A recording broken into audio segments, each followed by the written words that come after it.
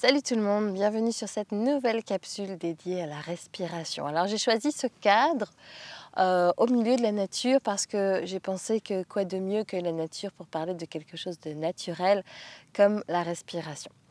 La respiration, c'est notre meilleur ami pour la vie. À partir du moment où nous poussons notre tout premier cri avec notre tout premier souffle, jusqu'à notre dernier souffle qui donne la fin à cette belle aventure qui est la vie, eh bien la respiration nous accompagne tout au long de tous nos états.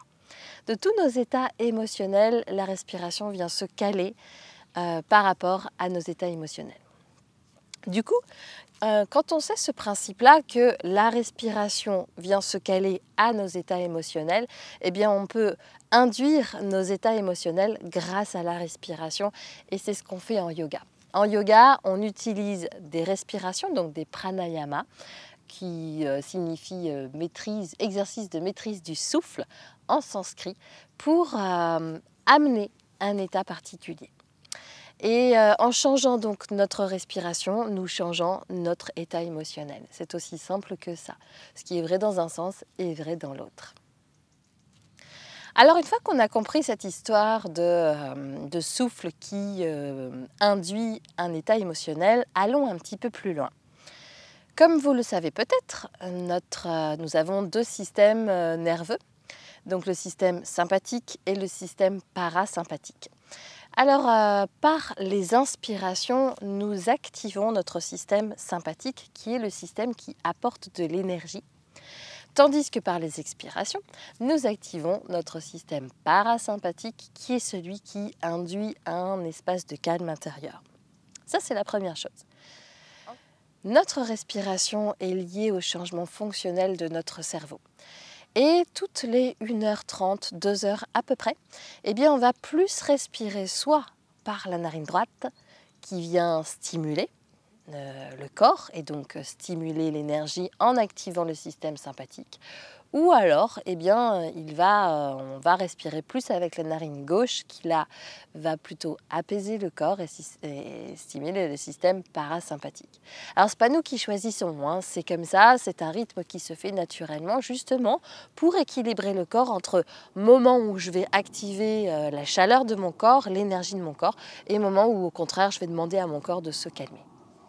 Donc cette alternance de respiration narine droite, narine gauche permet donc d'équilibrer les flux énergétiques de notre corps et de notre cerveau, et notamment pour ceux qui connaissent un petit peu Ida et Pingala, qui sont ces deux flux énergétiques de notre corps qui circulent le long de la colonne vertébrale et plus exactement qui passent par les différents chakras. Un petit peu comme deux serpents qui viennent s'entrecroiser. Il y en a un qui monte et l'autre qui descend. Ida et Pingala. Une autre notion qu'on aborde souvent en yoga, et peut-être que nos élèves ne savent pas trop pourquoi on insiste vraiment pour cette respiration nasale, c'est que tout simplement la respiration nasale, là aussi, induit un espace de calme intérieur, tandis que la respiration buccale est plutôt privilégiée pour le sport. Un dernier aspect que j'avais envie de voir avec vous à travers cette mini vidéo concernant la respiration, et puis peut-être que j'en ferai une autre, hein, si jamais j'ai d'autres choses que j'ai envie de partager. Ce sont ces histoires de rétention. Eh bien, on inspire, donc il y a deux types de rétention. Rétention poumon plein ou rétention poumon vide. Rétention poumon plein, on va inspirer profondément et bloquer le souffle à l'intérieur de notre cage thoracique. Alors qu'est-ce qui se passe à ce moment-là? Eh bien, à ce moment-là, il y a le diaphragme qui descend, qui remonte légèrement, et puis opère une petite pression sur les poumons. Et là, il y a une sorte de dissociation entre les résidus gazeux qui sont dans nos poumons et qui ont besoin de sortir et l'oxygène qui entre. Et c'est un petit peu, alors moi je le vois un peu comme ça, mais si ça se trouve, les spécialistes de la respiration vont dire « Ah, bah pas du tout, pas du tout ». Et pour moi, c'est un petit peu comme l'eau et l'huile. À un moment donné, on a beau mélanger, et c'est vrai que ça va se séparer. Et là, c'est ce qui se passe dans une rétention poumon plein. C'est la séparation naturelle donc des résidus gazeux, du gaz carbonique et de l'oxygène. Puis ensuite, une fois que c'est bien séparé et qu'on expire, et bien là, on va vraiment pouvoir expirer beaucoup plus profondément le gaz carbonique.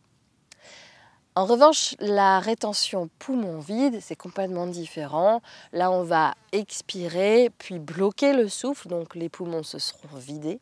Et à ce moment-là, eh bien, on va arriver dans une espèce d'espace de vide intérieur, comme si tout était en suspens. Et c'est ce qui va nous permettre de rentrer dans un espace de calme profond intérieur, où aucune pensée ne peut faire surface, où vraiment c'est comme si, moi je le vois un peu comme un saut en parachute, bien que je n'en ai jamais fait, mais j'imagine qu'on saute et bim, on se retrouve vraiment dans cet espace où il y a du silence, où il y a de la beauté, où le temps n'existe plus, où on est vraiment purement dans l'instant présent.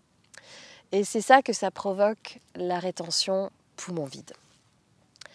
Voilà les amis, c'était vraiment une toute petite vidéo, mais je pense que c'était quand même important. J'avais envie de clarifier tous ces petits espaces concernant la respiration.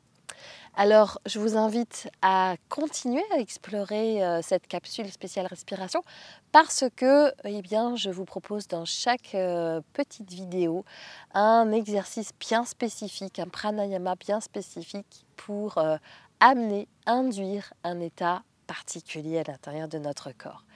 Je vous remercie infiniment d'avoir regardé cette vidéo. Je vous remercie infiniment d'être présent et parce que sans vous, eh ben moi je ne suis pas là non plus.